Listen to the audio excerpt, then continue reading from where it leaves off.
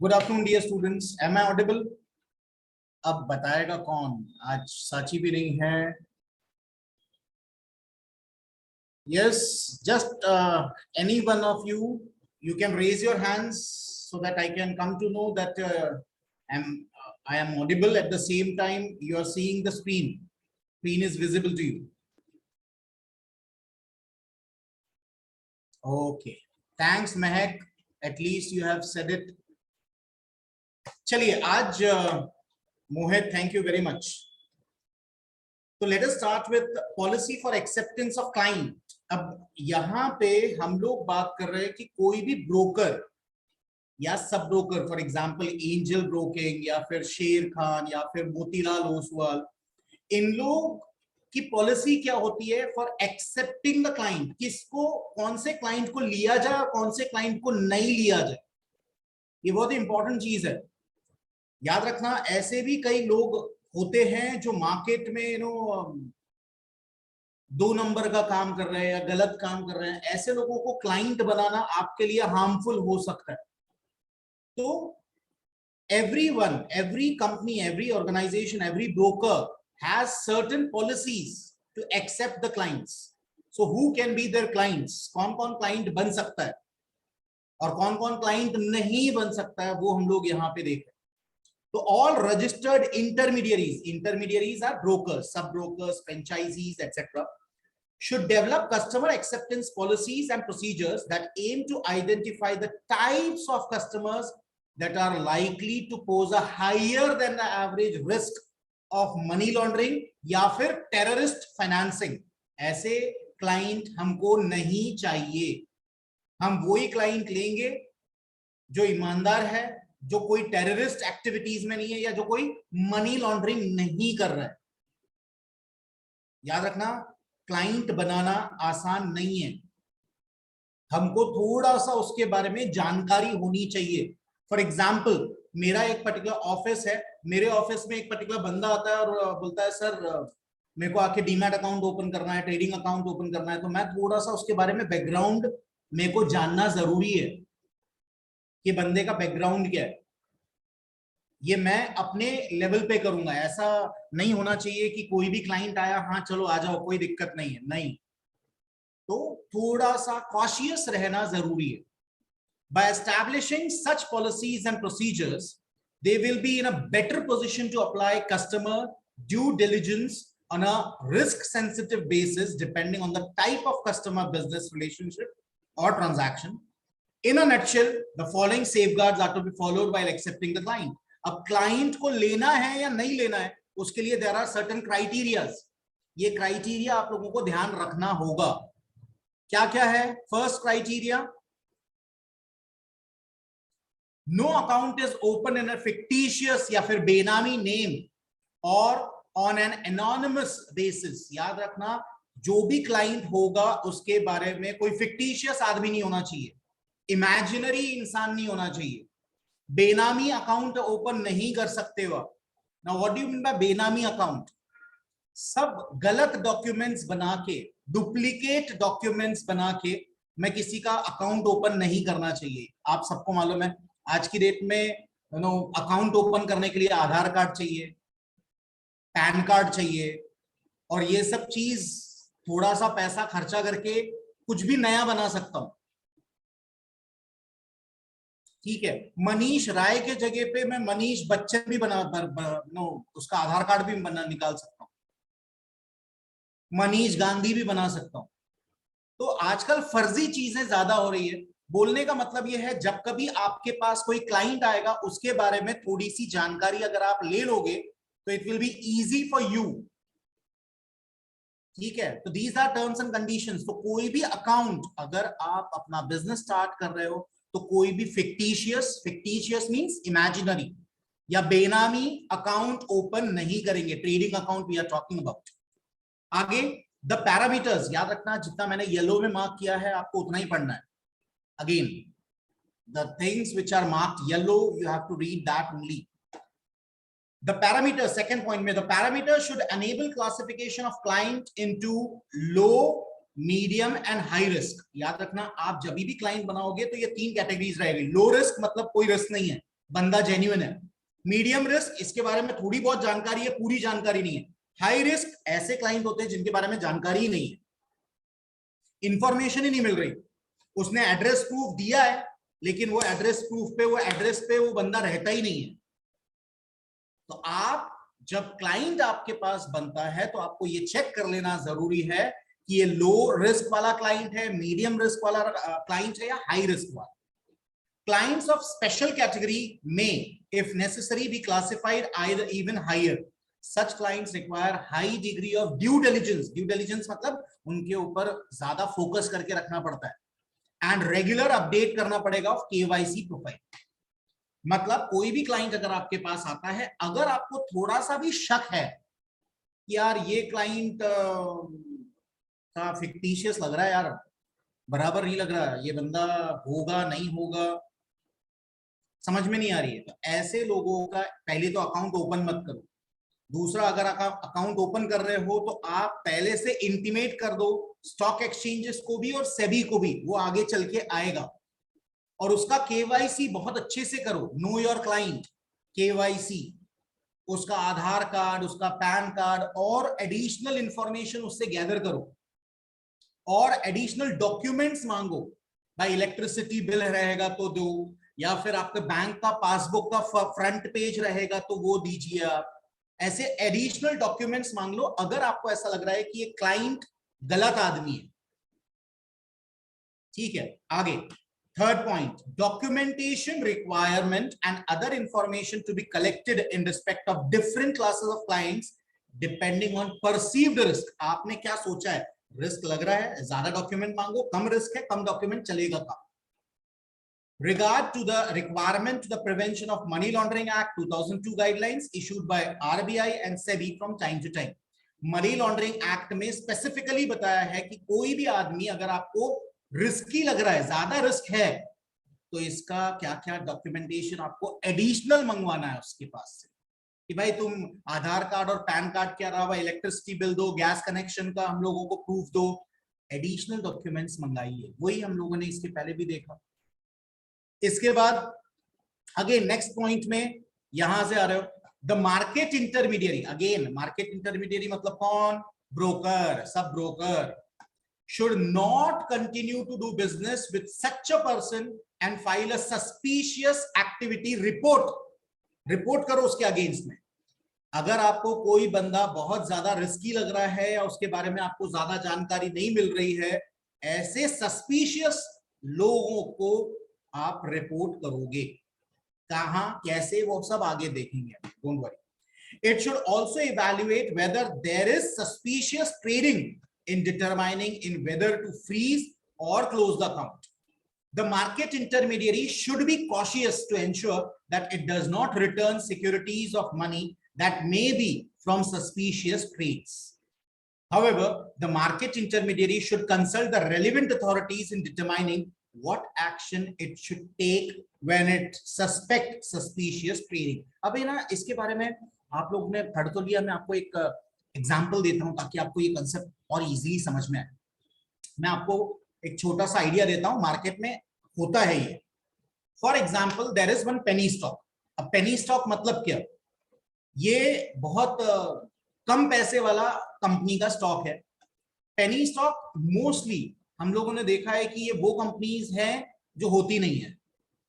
अब आप बोलेंगे अरे यार इसका क्या मतलब है, कई कंपनी फर्जी कंपनी होती है जो ऑन पेपर, ये पहले होता था, अब ज्यादा नहीं होता है क्योंकि अब सेबी बहुत स्ट्रिक्ट हो गई है, अब स्टॉक एक्सचेंज बहुत स्ट्रिक्ट हो गए, लेकिन पहले उतने स्ट्रिक्ट नहीं थे। तो पहले होता क्या था कि कोई भी company XYZ company on paper पे बनाया, ऑन पेपर पे उसके एसेट्स, लायबिलिटीज, बहुत सारी चीज उन लोगों ने दी है, सब चीज बताया, लेकिन ऑन पेपर है। जब आप वो एड्रेस पे जाओगे ना तो उधर कुछ भी नहीं दिखेगा।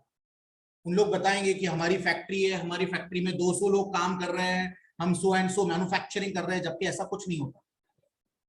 ठीक है, या फिर जो कंपनी थर्ड क्लास परफॉर्म कर रही है, एकदम थर्ड क्लास है ही नहीं, उसमें दम ही नहीं है। अब अच्छे से सुनना बेटा, ये चीजें जो आप पढ़ रहे हो ये कहां मायने रखती है। अब होता यह है, कंपनी है जो फालतू कंपनी है और प्रॉफिट अर्न ही नहीं कर रही है, लॉस मेकिंग है। Example of that is XYZ company, ठीक है, XYZ कंपनी है जो अच्छा परफॉर्म नहीं कर रही है और उसके शेयर का भाव चल रहा है 30 पैसा, 30 पैसे का शेयर। अच्छे से सुनना बेटा क्या हो रहा है, मैं ओनर हूं उस कंपनी का, I am owner of that company, और मैंने बोर्ड ऑफ डायरेक्टर्स अपने घर वालों को बना के रखा है, मेरे कजिन्स को बना के रखा है। अब कंपनी फालतू है, कंपनी लॉस मेकिंग है। अब होता क्या है, मैं एक ब्रोकर के पास जाता हूं, ब्रोकर को बोलता हूं भाई मेरे को है ना ये 30 पैसे का शेयर है, मेरे को इसके रेट बढ़ाना है 30 रुपए तक। जैसी रेट बढ़ेगा धीरे धीरे मेरे पास जितने शेयर है धीरे धीरे मेरे को वो मार्केट में बेचना है। 30 पैसे का शेयर 30 रुपए तक मेरे को लेके जाना है, 30 रुपए या 20 रुपए तक लेके जाओ ऊपर, मेरे को ऊपर के भाव में बेचना है। तो ब्रोकर बोलेगा ठीक है साहब मेरा इतना कमीशन रहेगा, बोले ठीक है जो भी रहेगा आपका कमीशन मैं देने को तैयार। अब ब्रोकर क्या करता है, ब्रोकर 5 अलग अलग अकाउंट ओपन कर रहा है। अच्छे से सुनना बेटा क्या हो रहा है, एक अकाउंट दिल्ली का रहेगा, एक अकाउंट कोलकाता का रहेगा, एक अकाउंट भोपाल का रहेगा, एक अकाउंट चेन्नई का रहेगा, एक बैंगलोर का रहेगा। ये सब फर्जी अकाउंट्स है, ये सब फर्जी अकाउंट्स है। अब होगा क्या, खुद ही एक पर्टिकुलर अकाउंट में शेयर्स खरीदना स्टार्ट करेगा, या फिर दिल्ली वाले को बोलेगा, दिल्ली वाला कौन, अपना ही आदमी है, हो सकता है वो उल्लासनगर 3 नंबर 4 नंबर में बैठा हो। हेलो एक काम कर, दिल्ली वाले अकाउंट से शेयर खरीद XYZ कंपनी का, 30 पैसे का चल रहा है। अब 30 पैसे से शेयर्स खरीदे खूब सारे, सप्लाई ज्यादा है डिमांड कम है, फिर बोलेंगे दिल्ली वाला तू खरीद, कलकत्ता वाला तू खरीद, बैंगलोर वाला तू खरीद, सबसे खरीदवार है। अब ये 30 पैसे का शेयर 2 रुपए हो गया, क्यों, डिमांड ज्यादा सप्लाई कम, नॉर्मल 2 रुपए हो गया। फिर ब्रोकर एक दिन टीवी पे आएगा या पैसा भरेगा न्यूज पेपर्स में या चैनल्स को पैसा देगा, और कोई बंदा आके बैठेगा बोलेगा XYZ कंपनी बहुत अच्छी लग रही है, XYZ कंपनी 30 पैसे का शेयर था 2 रुपए हो गया, और मेरे को ऐसा लगता है ये 50 रुपए हो जाएगा आराम से। The reason for that is company को बहुत बड़ा ऑर्डर मिला है, और ये ऑर्डर मिलने के बाद और कंपनी ने ये ऑर्डर कंप्लीट करने के बाद बहुत सारे ऑर्डर्स आगे मिलेंगे और ये शेयर फट जाएगा, फट जाएगा मतलब बहुत भागेगा, कम से कम मेरा मिनिमम टारगेट 50 रुपए। अब ये चीज मार्केट में फैल गई, रूमर्स फैल गए, 30 पैसे का शेयर 2 रुपया हो गया।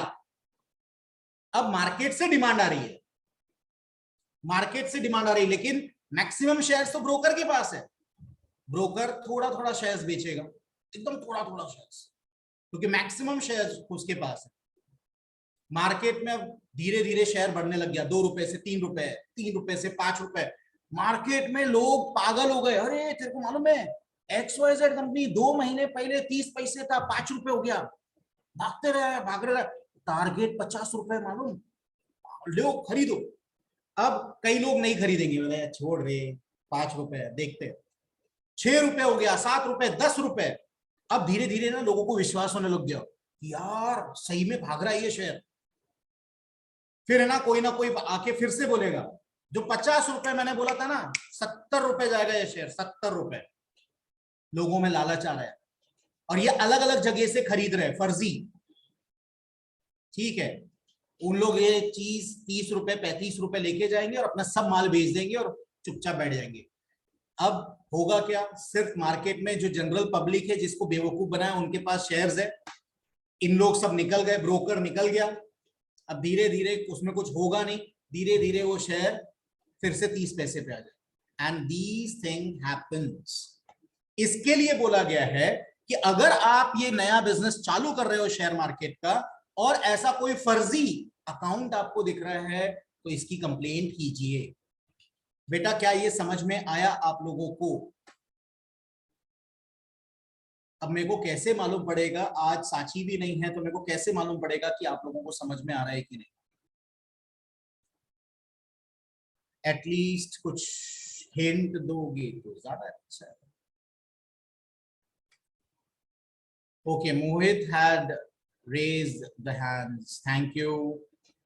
Tamanna ने भी hands raised. Sorry, चैट किया है। ओके चलिए, मतलब समझ में आ रहा है, आगे बढ़ते हैं। नेसेसरी चेक, आप हर चीज चेक करोगे। Necessary checks and balance to be put into place before opening an account. Account open करने के बाद आप पहले खुद अच्छे से खातिरदारी कर लो कि यार आदमी है या नहीं है, जेन्युइन है या नहीं है, so as to ensure that the identity of the client does not match with any person having known criminal background or is not banned in any other manner, whether in terms of criminal or civil proceedings by any enforcement agency worldwide. आपको ये भी ध्यान रखना है कि कोई भी आदमी जो आपके पास क्लाइंट है उसके ऊपर कोई क्रिमिनल चार्जेस, सिविल चार्जेस या कोई एजेंसी ने, खासकर सेबी ने उसको मना तो नहीं किया भाई ट्रेड नहीं करना है, तो ये सब चीज जानकारी आप रखो। तो ये सब ब्रोकर जब अपना धंधा चालू करता है, बिजनेस चालू करता है, तो ये सब चीजें देखता है। रिस्क बेस्ड अप्रोच, अब ये अगेन कॉमन चीज है। It is generally recognized that customers may be of a higher or lower risk category depending on circumstances such as customer का background क्या है, कौन से टाइप का बिजनेस कर रहा है, बिजनेस रिलेशनशिप या उसका ट्रांजैक्शन कैसा है। As such, the registered intermediaries, हम जो intermediaries हैं, हम जो brokers हैं, should apply each of the customer due diligence measures of a risk sensitive basis. हर एक कस्टमर को चेक कर लेना जरूरी है अपने यहां लेने के पहले कि ये रिस्क है इसको लेने का या नहीं है। The basic principle enshrined in this approach is that the registered intermediary should adopt an enhanced customer due diligence process for higher risk categories of customer. जो हायर रिस्क कैटेगरी है उससे ज्यादा डॉक्यूमेंटेशन मांगना चाहिए, ज्यादा उसके ऊपर फोकस रखना चाहिए। Conversely a simplified customer, on the other hand, अगर कोई अच्छा कस्टमर है, कस्टमर ड्यू डिलिजेंस प्रोसेस में be adopted for lower risk categories of customers. जो लोअर रिस्क वाले कस्टमर्स है उसके ऊपर उससे ज्यादा डॉक्यूमेंट्स मांगने की जरूरत नहीं। In line with the risk-based approach, the type and amount of identification information and documents that registered intermediary should obtain necessarily depend on the risk category of a particular customer. Risk-based approach में बेटा एक ही चीज इन लोग बताने की कोशिश कर रहे हैं फिर से कि जिसका जो हायर रिस्क है उसका डॉक्यूमेंटेशन ज्यादा मांगिए और जो लो रिस्क वाले लोग हैं उनका ज्यादा डॉक्यूमेंटेशन मांगने की जरूरत नहीं है।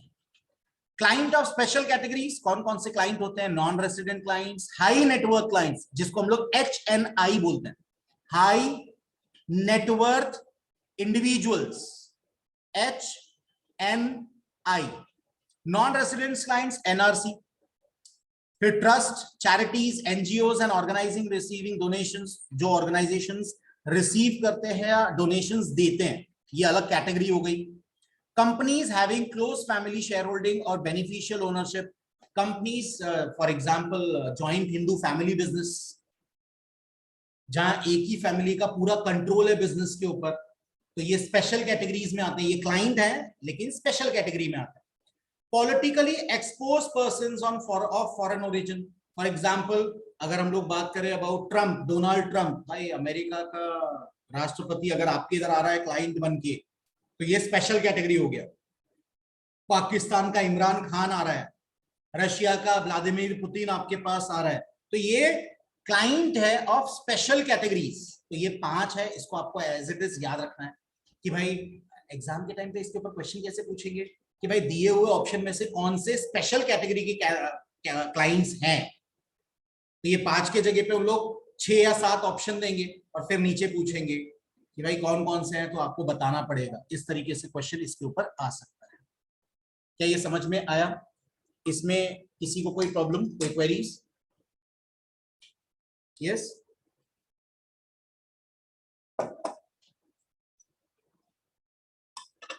चलिए आगे बढ़ते हैं। इसके बाद आइए क्लाइंट आइडेंटिफिकेशन प्रोसीजर। अब again all these things are very very general things. ये सब बेटा क्लाइंट आइडेंटिफिकेशन प्रोसीजर, ये सब जनरल चीजें हैं जो आप लोग इसके पहले भी देख चुके हो। मैं चाहूंगा कि आप लोग इसको रीड करो। मैं आपको बता देता हूं कहां से कहां तक रीड करना है। Client identification procedure, first point, second point, और ये सेबी वाले पॉइंट में अप टू एस्टैब्लिश्ड प्रैक्टिसेस, यहीं तक रीड करना है।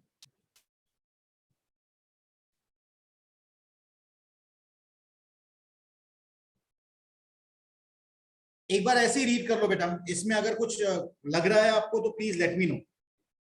इसमें कोई भी टेक्निकल चीजें नहीं है, प्लीज गो थ्रू इट। अगर कुछ क्वेरीज है तो please let me know.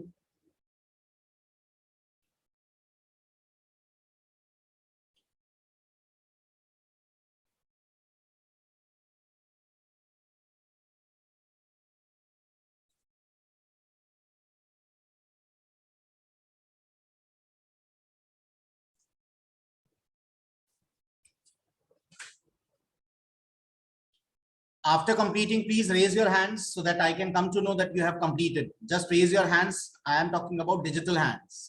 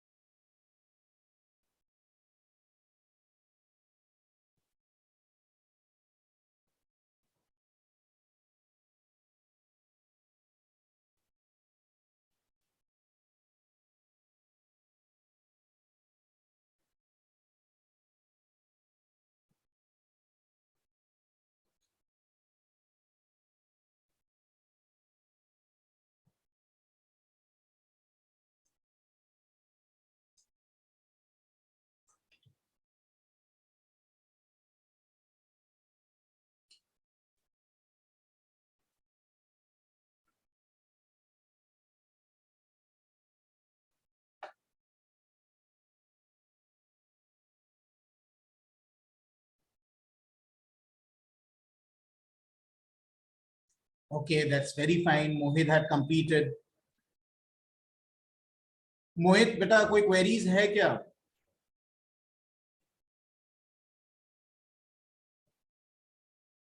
Mohit, any queries? आपको मैंने अनम्यूट किया है, आप बोल सकते हैं।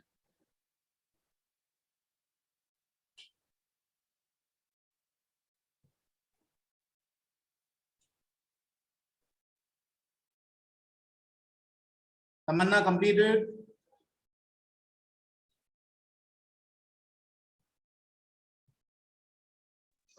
Yes, sir. Okay, that's very fine. Payal का भी हो गया। महक?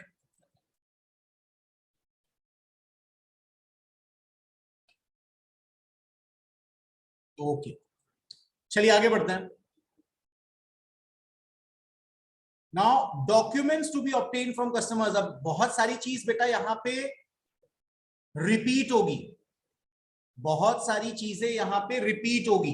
अब कोई भी क्लाइंट जब आपके पास आता है, अलग अलग कैटेगरी के क्लाइंट होते हैं। देखो, अकाउंट ऑफ इंडिविजुअल, आप सेकंड पॉइंट देख रहे हो, अकाउंट ऑफ कंपनी, अलग अलग क्लाइंट आपके पास आ सकते हैं।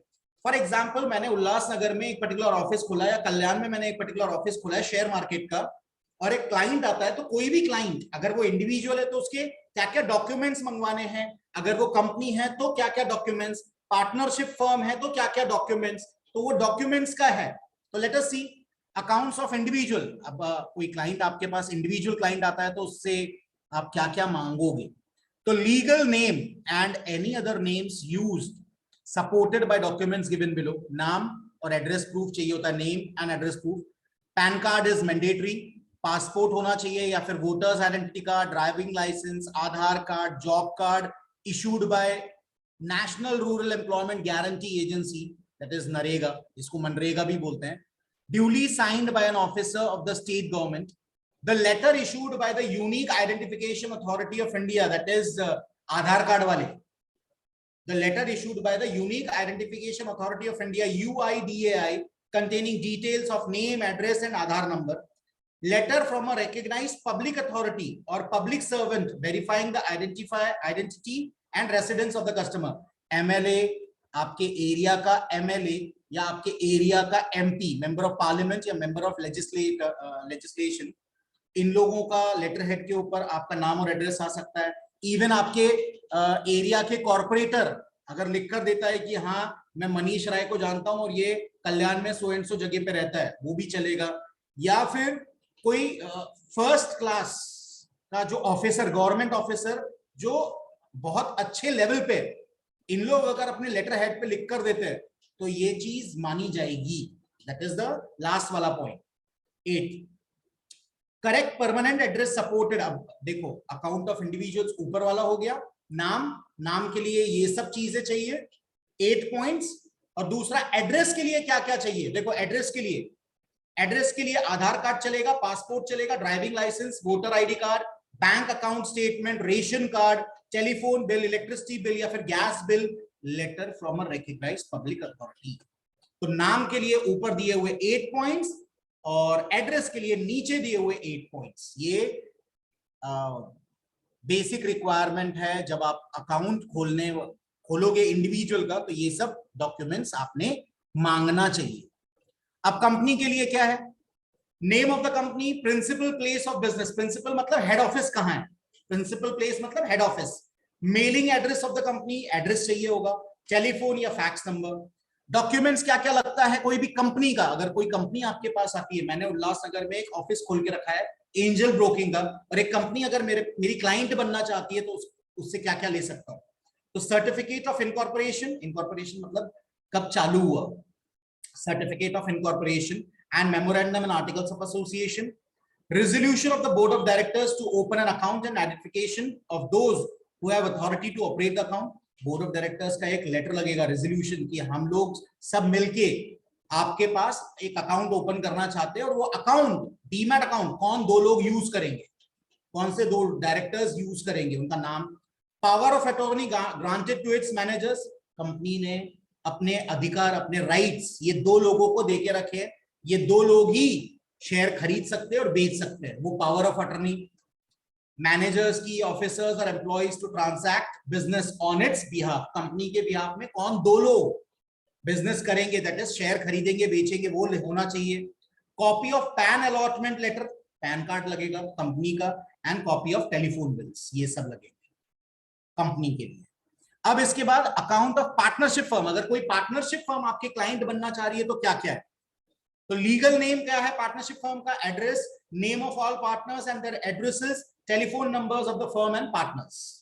डॉक्यूमेंट क्या क्या लगेगा, रजिस्ट्रेशन सर्टिफिकेट इफ रजिस्टर्ड, अगर रजिस्टर्ड कंपनी है तो registration certificate, partnership deed that is agreement, power of attorney granted to a partner और an employ of the firm to transact business on its behalf, partnership firm ने किसको authority दी है कि वो पार्टनरशिप फर्म के बिहाफ में shares खरीद सकता है बेच सकता है, वो authority letter, any official valid document identifying the partners and the person holding the power of attorney and their addresses, जितने पार्टनर्स हैं उनके नाम और किसको अथॉरिटी दी है शेयर खरीदने और बेचने की, उसका नाम और address, telephone bills in the name of firm और partners. In person verification, in person मतलब याद रखना आपके ऑफिस में अगर कोई आया है और किसी ने बोला मेरे को अकाउंट ओपन करना है, तो एक बार उसका घर जाके विजिट करके आते हैं या एक बार उसके ऑफिस जाके विजिट करके आते हैं कि वो सही में वो आदमी है या नहीं है, that is termed as in person verification, that is termed as in person verification. ये जरूरी है, देखो this is compulsory, in person verification is compulsory for opening a trading और demat account with a broker. It can be through physical verification, that is brokers, KYC staff visit the customer at the address stated in the KYC form. Verification can also be online using a webcam at the broker's office. Video in-person verification is available for individuals doing eKYC. In-person verification is not required when, अब देखो eKYC कब required नहीं है, KYC of the investor is completed using the Aadhaar authentication या फिर verification of UIDAI, इसलिए इन person verification जरूरी नहीं है। आधार कार्ड आप वेरीफाई कर सकते हो गवर्नमेंट की वेबसाइट पे जाके। KYC form has been submitted online, documents have been provided through DigiLocker और any other source which can be verified online, online verification कर सकते हो तो कोई दिक्कत नहीं है। ई केवाईसी का प्रोसेस क्या है, the entire process can be either completed offline, that is face to face, or online. SEBI has issued detailed guidelines for eKYC process. अगर ऑनलाइन है तो क्या क्या चीजें होनी चाहिए, कैसे कैसे चीजें होनी चाहिए, क्या क्या डॉक्यूमेंट्स देखना चाहिए, कैसे डॉक्यूमेंट्स वेरीफाई करना चाहिए, ये सब चीज SEBI ने अपने गाइडलाइंस में दिया है। According to the eKYC process, an investor fills the account opening form online on the broker's website or digital platform or app. Submit करेगा scanned proof of the proof of identity नाम का and proof of address with photograph, completes the in-person verification on video call and digitally signs the document. ये eKYC process है. Next one is unique client code. जैसे ही eKYC या KYC का काम complete होगा, आपने अगर वो क्लाइंट को एक्सेप्ट कर लिया तो एक यूनिक कोड उसको देना पड़ता है जो ट्रेडिंग कर सकता है. मतलब वो कोड, वो बंदे का, वो क्लाइंट के नाम का एक कोड जनरेट होगा. अब वो कोड जब भी क्लाइंट फोन करेगा, हेलो मैं ABC 1234 बोल रहा हूं. अब ABC 1234 क्या है? Unique client code. वो क्लाइंट को हमने एक अलग से कोड दिया है. जब वो कोड बोलेगा तो हम समझ जाएंगे कि ये XYZ है, और उसी के बेसिस पे हम उसके अकाउंट में ट्रेड करेंगे या ट्रेड मारेंगे. तो after the completion of KYC process the broker allots a unique client code. Broker allot करेगा, देगा क्लाइंट को एक unique client code to the client who is being onboarded, जिसको आपने एक्सेप्ट कर लिया. The unique client code is linked to the PAN of the client and serves as an exclusive identification of the client. The UCC requirement was introduced in order to facilitate maintaining database of client and to strengthen the KYC norms. The broker is required to upload the UCC details to the stock exchanges or clearing corporations. The client's trading account is activated only after the UCC is generated and mapping of the UCC with the client's name, address and other details in the KYC form is completed. जैसे ही KYC form complete होगा, broker उसको एक unique client code देगा. जैसे आप लोगों का सबका यूनिक क्लाइंट कोड है. महक का है 34 EDC, पायल का है EDC 26. ऐसा यूनिक क्लाइंट कोड. ठीक है. सस्पिशियस ट्रांजैक्शन का रिपोर्टिंग मैंने आपको पहले ही बताया. अगर आपको कभी भी क्लाइंट को भले ही आपने ले लिया, लेकिन फिर उसके बाद लग रहा है कि नहीं यार ये बंदा है ना गलत है, कुछ ना कुछ गलत कर रहा है, तो ऐसे लोगों का क्या करना चाहिए? देखो, under the anti money laundering AML and combating of financial terrorism कम करने के लिए regulations, certain transactions are required to be reported. किसको? To the financial intelligence unit India, FIU India. याद रखना, इसके सबके तीनों के फुल फॉर्म याद रखना. हो सकता है एग्जाम में बोले what do you mean by AML, what do you mean by CFT, what do you mean by FIU IND. ये सब याद रखिएगा. तो अगर आपको ऐसा कोई भी आदमी लगता है कि यार ये बंदा गलत है, तो आप उसकी रिपोर्टिंग कर सकते हो. किसके पास? Financial intelligence unit India, setup by government to detect possible attempts at money laundering. For deciding whether a transaction is suspicious, कैसे मालूम पड़ेगा कि ये transaction suspicious है? नीचे points में दिया है. The broker must be guided by the definition of a suspicious transaction under the PMLA rules. Some examples of suspicious transactions are as follows. क्या क्या है? First, client whose identity verification seems difficult or client that appear not to cooperate. Client cooperate नहीं कर रहा है, client ने जो address दिया है वो है ही नहीं. ऐसा अगर है तो FIU IND को कंप्लेन करो, रिपोर्ट करो. Asset management services for clients where the source of fund is not clear or not in keeping with clients' apparent standing or business activity. आदमी गरीब है, चाली में रहता है, लेकिन 10 करोड़ का ट्रांजैक्शन कर रहा है, तो भाई कैसे? ऐसा अगर कोई शक है आपको कि यार क्लाइंट की उतना स्टेटस लगता नहीं है कि ये 10 करोड़ का शेयर खरीदेगा या बेचेगा, लेकिन फिर भी अगर कर रहा है, तो मेरे को एज अ ब्रोकर मेरे को जाके रिपोर्ट करना जरूरी है कि इसकी बिजनेस एक्टिविटी है, इसकी स्टैंडिंग देख के, क्लाइंट की स्टैंडिंग देख के लगता नहीं है ये इतना कर सकता है. जरूरत से ज्यादा, औकात से ज्यादा कर रहा है, कुछ ना कुछ लफड़ा है. Next is substantial increases in business without apparent cause. अचानक जो आदमी 2-2, 5-5 शेयर खरीद रहा था, अचानक वो लाखों के शेयर्स खरीदने लग गया, तो एक शक होगा, जाके रिपोर्ट करना पड़ेगा. Clients transferring large sum of money to or from overseas location with instruction for payment in cash. अब वो आ रहा है, क्लाइंट हमारे पास आ रहा है और फॉरेन फंड्स आ रहे हैं उसके नाम से, या फिर उसके बैंक अकाउंट में फॉरेन से पैसा आ रहा है, या फिर वो बोलता है कि मनीष भाई एक काम करो 10 लाख का शेयर खरीद दो, मैं आपको कैश देता हूं. भाई कैश देता है? Cash not allowed. as per SEBI and as per National Stock Exchange and Bombay Stock Exchange, you can't purchase a single share by paying cash. और वो मेरे को बोलता है कैश में, मैं आपको कैश देता हूं, आप खरीदो, नहीं खरीदना. सेम चीज रिपोर्ट कर देना कि भाई ऐसा कोई क्लाइंट है जो मेरे को फोर्स कर रहा है कि कैश में शेयर्स खरीदो. And the last is attempted transfer of investment proceeds to apparently unrelated third parties. कमा खोद रहा है और मेरे को बोलता है आप डिपॉजिट मेरे वो वाले अकाउंट में करो. नहीं, कोई भी बंदा, फॉर एग्जांपल मनीष राय किसी ब्रोकर के पास जाता है, एंजल ब्रोकिंग के पास जाता है, मैं उसके पास 4 अकाउंट ओपन करवा सकता हूं, bank account I am talking about, कि भाई मेरा HDFC है, मेरे पास एक्सिस बैंक, एग्जांपल 2 ही बैंक है, मेरे पास HDFC भी और एक्सिस भी. पैसा देने के टाइम पे मैं HDFC से दे रहा हूं, लेकिन लेने के टाइम पे मैं एक्सिस में नहीं ले सकता. जिस बैंक से पैसा आया है उसी बैंक में पैसा जाएगा. भले मेरे 2 अकाउंट है, HDFC का भी मैंने दे के रखा है ट्रेडिंग में और मैंने एक्सिस का भी दे के रखा है. जिस बैंक से पैसा आया है उसी बैंक में जाएगा. ऐसा नहीं होगा कि एक बैंक में आया और दूसरे बैंक में जाएगा ना. तो अगर ऐसा कुछ हो रहा है तो सस्पिशियस ट्रांजैक्शन की रिपोर्टिंग करना जरूरी है. क्या ये सबको समझ में आया?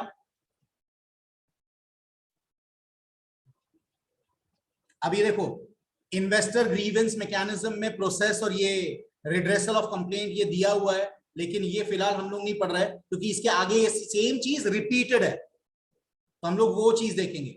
Nature of complaints. अब कंप्लेंट कैसे कैसे हो सकती है देखो. Exchanges provide assistant if the complaints fall with in the purview of the exchange and are related to trade that are executed on the exchange का platform. These may be of the following type. याद रखना कौन कौन सी चीज complaint हो सकती है और कौन कौन सी चीज कंप्लेंट नहीं हो सकती है, वो देख रहे हैं अपन.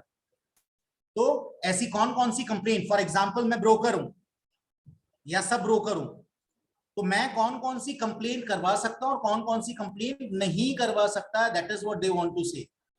यहां हम लोग एक ही चीज देख रहे हैं कि कौन कौन सी कंप्लेंट हो सकती है और कौन कौन सी कंप्लेंट नहीं हो सकती.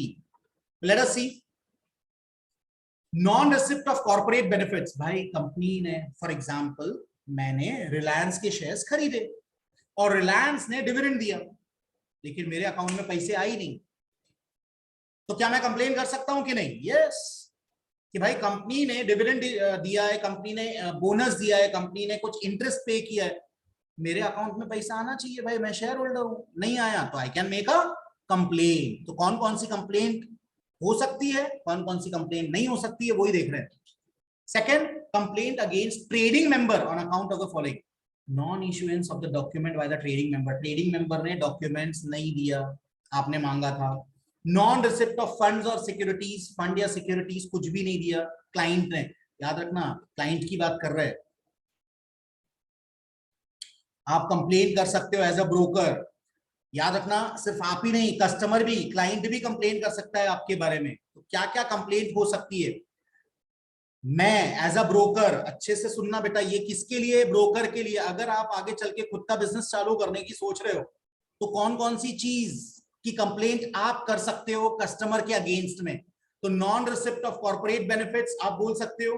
Complaint against trading members. Trading members on account of the following. Non issuance of the document by the trading member. Trading member ने जो डॉक्यूमेंट देना चाहिए था, आधार कार्ड, पैन कार्ड, नहीं दिया. दूसरा, नॉन रिसिप्ट ऑफ फंड्स और सिक्योरिटीज. फंड्स या सिक्योरिटीज नहीं आए. Non receipt of margin. भाई फ्यूचर ऑप्शन ट्रेडिंग कर रहा है तू, तो मार्जिन देना है देखो. तो नॉन रिसिप्ट ऑफ मार्जिन और security deposit given to the trading member.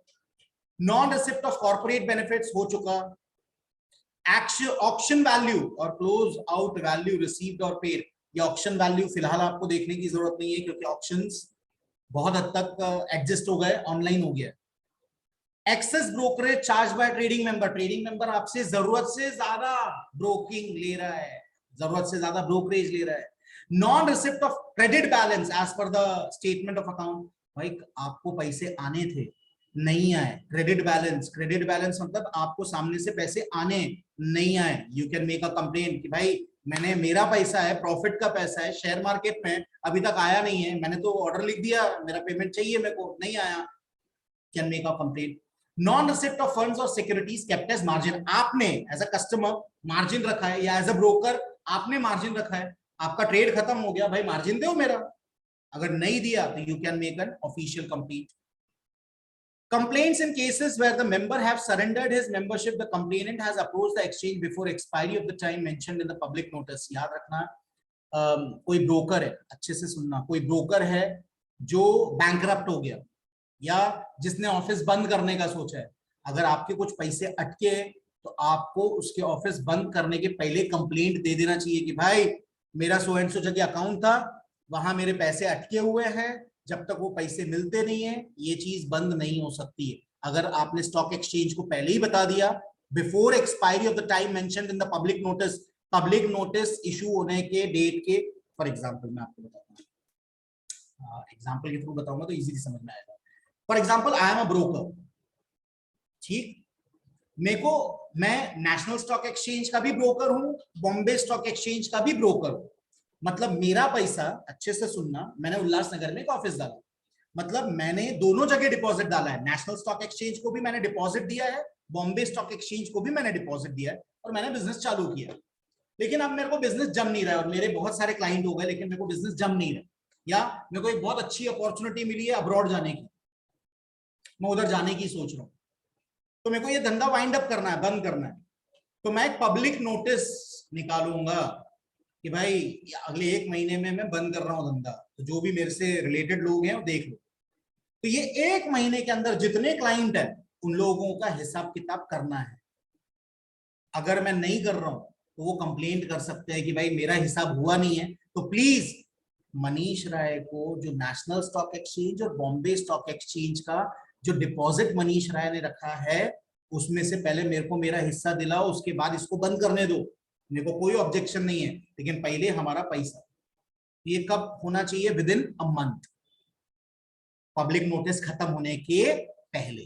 That is what they want to say. Next is exchange में not take up the following type of complaints. अगर कोई क्लाइंट या फिर कोई ब्रोकर ये सब complain करेगा तो ये वैलिड नहीं है। ये सब चीजें A B C D E F G H ये वैलिड नहीं है, ये कंप्लेंट स्टॉक एक्सचेंज नहीं लेगा। जस्ट गो थ्रू इट, इसमें कोई टेक्निकल चीज नहीं है, सिर्फ एक बार रीड कर लीजिए। Just go through it please.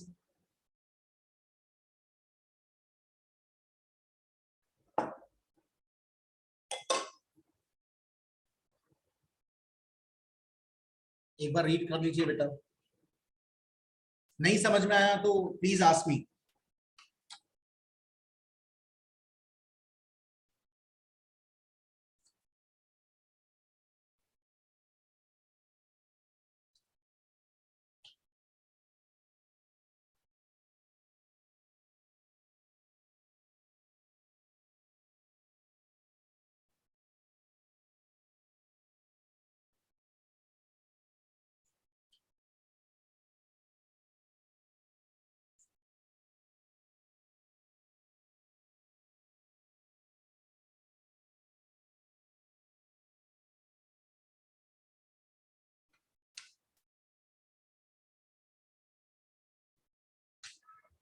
If completed, please raise your digital hands so that I can come to know that you have completed.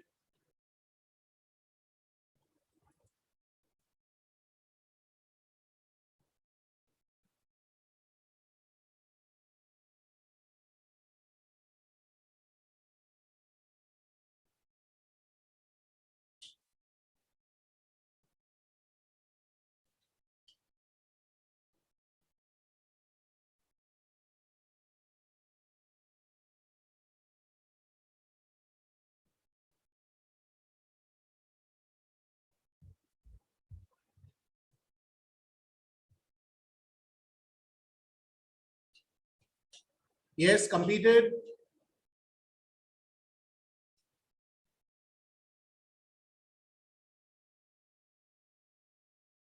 Okay, मैं फिर भी आप लोगों को शॉर्टकट में एक बार ये सब चीजें बताना चाहूंगा।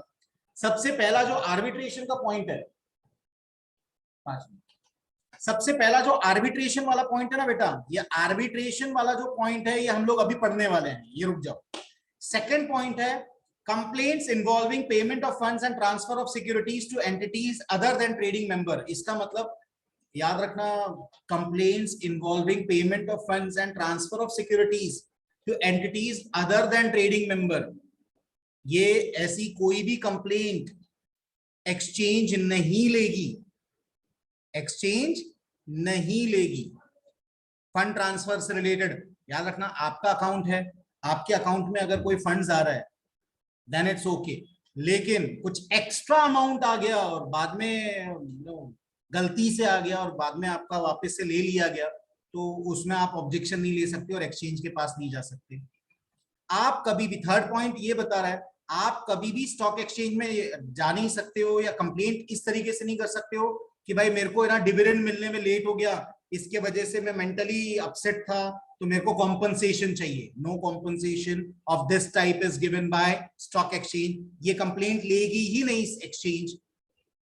नोशनल लॉस या अपॉर्चुनिटी कॉस्ट, भाई मैंने ना शेयर बेचा था, मेरे को 4 दिन लेट पेमेंट मिला, और वो 4 दिन पहले अगर पेमेंट मिला होता तो मैंने XYZ जगह पे इन्वेस्ट कर दिया होता और वहां से मेरे को इतना पैसा मिलता था, तो वो लॉस हो गया, उसका कॉम्पनसेशन दो।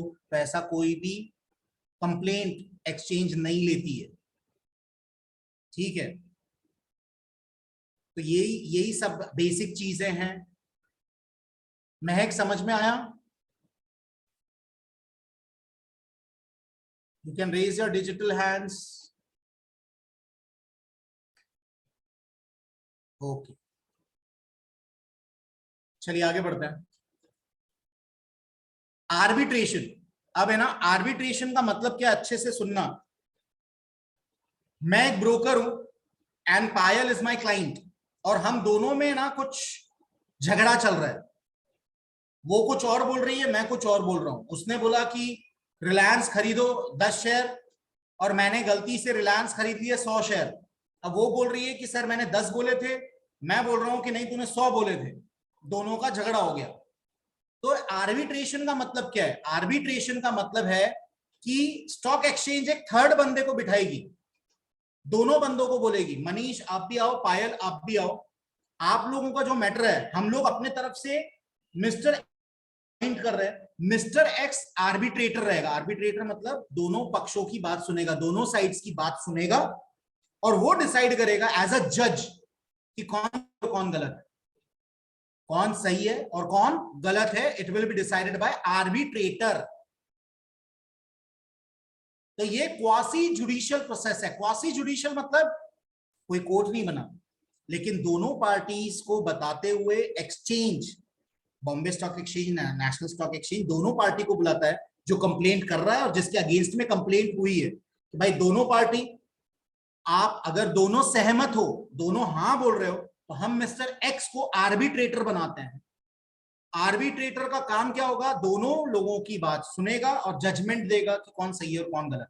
लेकिन जो भी वो रिजल्ट देगा, जो भी वो डिसीजन देगा, वो दोनों को मानना पड़ेगा।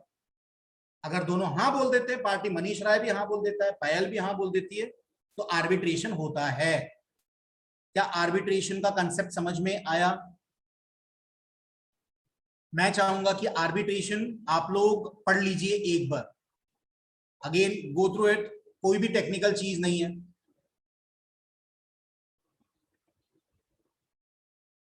Just go through it once.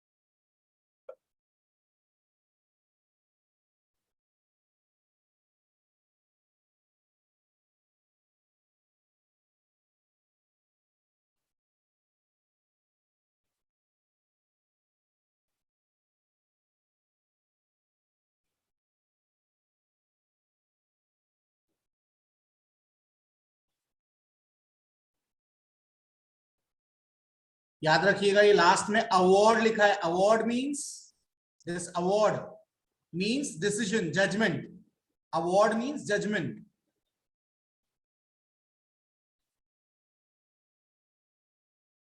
Please complete होने के बाद आप लोग अपने डिजिटल हैंड्स रेज करना. मोहित, तमन्ना, पायल, महक, please.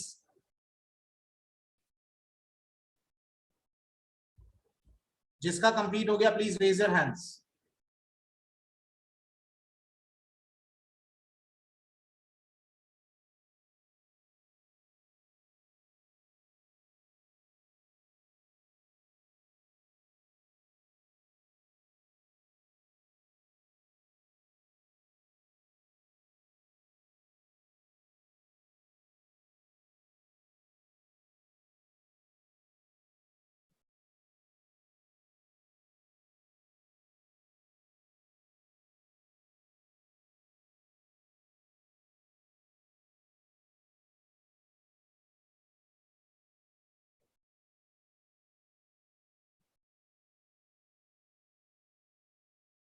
Mahak completed.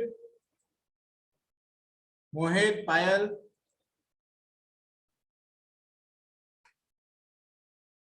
Okay, Tamanna has completed. Payal have completed. Okay, Mehak had completed. ठीक है, आगे बढ़े बेटा. किसी को कुछ पूछना है? जिसको क्वेरीज है वो अब हैंड्स रेज कर सकता है. If anyone has any queries, please raise your hands so that I can come to know that you have any you're facing some problem. चलिए आगे बढ़ते हैं. Now SEBI complaints redressal system, इसका full form है, याद रखना, scores का full form है SEBI कंप्लेंट सॉल्यूशन. SEBI के पास अगर कोई कंप्लेंट आती है तो उसका सॉल्यूशन कैसे निकाला जाता है. ठीक है, तो वो ये देखो, SEBI's वेब बेस्ड, याद रखना ये पर्टिकुलर वेब एड्रेस है, आप देख सकते हो scores.gov.in. किसी को भी अगर कंप्लेन करना है, कोई broker, sub broker, national stock exchange, Bombay stock exchange, angel broking, Motilal Oswal, किसी के बारे में भी कोई कंप्लेन करना है तो आप यहां आके कंप्लेन कर सकते हो. तो SEBI का web based complaint redressal system is called SCORES. SEBI complaints redress system. ठीक है. स्कोर्स इज अ सेंट्रलाइज्ड, याद रखना इसका full form, SCORES is a centralized grievance मतलब complaints management system with tracking mechanism to know the latest updates and time taken for resolution. Each complaint will have a unique reference number. हर एक complaint को अलग से एक number दिया जाता है, which will help customers keep a track and follow up the resolution. It was introduced on 8 June 2011 to facilitate redressal of investor grievance in a speedy manner. The salient features of scores are centralized database है of investors complaint, centralized एक ही single platform जहां पे सब complaints आती है. Online movement of complaints to the concerned listed company और SEBI registered intermediary, सबके ऊपर कंप्लेन कर सकते हो. ऑनलाइन मूवमेंट है कंप्लेंट्स की, आप ट्रैक कर सकते हो कि आपकी कंप्लेंट कहां तक पहुंची. Online upload of action taken reports, क्या एक्शन लिया वो भी आप ऑनलाइन देख सकते हो कि आपकी कंप्लेंट पे क्या एक्शन लिया गया by the concern listed company और SEBI registered intermediary. Online viewing by investors of action taken on the complaint and its current status, क्या एक्शन लिया. All complaints are lodged electronically at so and so. http scores.gov.in. इसके बाद process, मैंने उधर आपको बताया था, ये आगे आने वाला है. Receipt of complaints and redressal of complaints. अब इसमें ना बेटा ज्यादा टेक्निकल चीज नहीं है. रिसिप्ट ऑफ कंप्लेंट्स मतलब आप कंप्लेंट कैसे दे सकते हो. भाई ऑनलाइन है, कंप्लेंट दे सकते हैं, you know, online. Redressal of complaint, complaint का सॉल्यूशन क्या है. याद रखना, अगर आप कोई भी कंप्लेन करते हो, इसमें इंपॉर्टेंट चीज बता रहा हूं, अगर कोई भी कंप्लेन करता है तो ये 30 डेज लिखा है, देखो यहां आप देख सकते हो 30 डेज. कोई भी कंप्लेंट का सॉल्यूशन 30 दिन में मिलना चाहिए. मेरे को कंप्लेंट है, मैंने कंप्लेंट की, 30 दिन के अंदर उस कंप्लेंट का सॉल्यूशन होना चाहिए. फॉर एग्जांपल, मैंने कंप्लेंट की, 30 दिन के अंदर वो कंप्लेंट का जजमेंट आ गया लेकिन मेरे खिलाफ आया, मतलब मैं हार गया वो केस. अब उसी के नीचे देखो इधर नेक्स्ट पेज पे 15 दिन दिया है. मेरे पास डिसीजन आने के बाद 15 डेज के अंदर मैं हायर अथॉरिटी के पास कंप्लेंट लेके जा सकता हूं कि I am not satisfied. For example, भाई जो मैंने कंप्लेंट की थी, मेरे अगेंस्ट में डिसीजन आया है, मैं उससे खुश नहीं हूं, तो 15 दिन जैसे जजमेंट आता है, 15 दिन के अंदर मैं फिर से हायर लेवल पे कंप्लेंट फिर से कर सकता हूं कि आई एम नॉट सेटिस्फाइड। जो नीचे वाली अदालत है, वो नीचे वाली अदालत ने जो सोल्यूशन दिया है, जो जजमेंट दिया है, वो मेरे अगेंस्ट में है, मैं इसको नहीं मानता, इसके लिए I am challenging in higher court. That is what they want to say. ठीक है, तो that is receipt of complaint, complaint receive करना, और रिड्रेसल ऑफ कंप्लेंट्स। ठीक है, अब प्लीज 2 मिनट ले रहा हूं मैं आपका। इसके बाद एज एन इन्वेस्टर आपको क्या करना चाहिए, दैट इज डूज, और क्या नहीं करना चाहिए, दैट इज डोंट्स। ये सिर्फ जनरली आपको रीड करना है। तो मैं चाहूंगा बेटा, मैं 5 मिनट का टाइम दे रहा हूं। नाउ इट इज 4:01, 4:01, मैं 4:06 तक का टाइम दे रहा हूं, आप एक बार रीड कर लो। इसके बाद अगर कोई कंप्लेंट रहे, कोई कंसेप्ट रहेगा नहीं समझ में आया, वो मैं समझाऊंगा, लेकिन उसके बाद हमको कुछ इंपॉर्टेंट बात भी करना है। आपका पोर्शन कंप्लीट हो जाएगा, लेकिन इंपॉर्टेंट चीज डिस्कस करना है आपके साथ। तो प्लीज एक बार रीड कर लीजिए, कोई भी प्रॉब्लम रहेगी प्लीज लेट मी नो। ठीक है।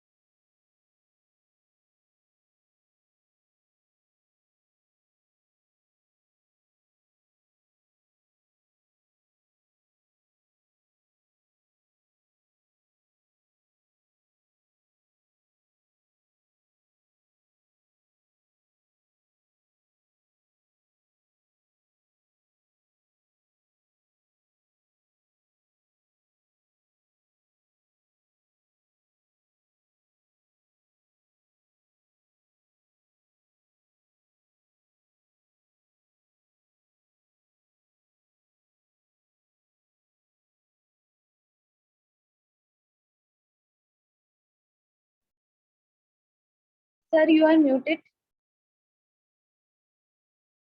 म्यूट पे हो आप।